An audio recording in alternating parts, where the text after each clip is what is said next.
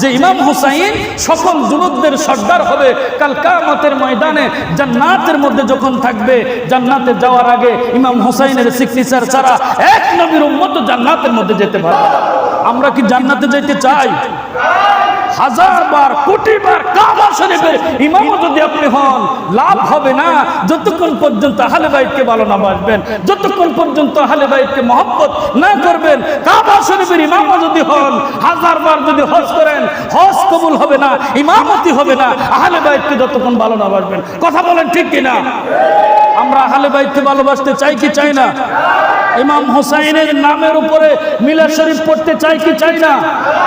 আমরা তাদের জন্য প্রতি বছর মাহে মুহররম যখন আসবে, 10 তারিখ আসবে, ঘরে ঘরে মিলাদ জারি করতে চাই কি চাই না? ফাতিহা শরীফ জারি করতে চাই কি চাই না?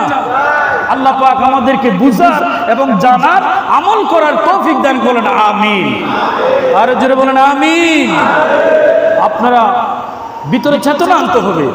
আজকে যদি ইমাম হুসাইন যদি আমাদের আমলের মধ্যে এইভাবে নির্যাতন হতো, নিজের জীবন বাজি রেখে কাফের বেদিন সকলদেরকে আমরা শেষ করে দিতাম। কথা বলেন ঠিক কিনা? যেহেতু আমরা ছিলাম না, এক ফোঁটা চোখের পানি যদি আপনি ইমাম হুসাইন, ইমাম হাসানের ভালোবাসার কারণে ফেলে দিতে পারেন, আল্লাহর কসম দিয়ে বলেছি, আল্লাহর কসম দিয়ে বলেছি, আল্লাহর কসম দিয়ে বলেছি, জাহান্নামের আগুন আপনার জন্য হারাম। সুবহানাল্লাহ, আস্তে কইেন।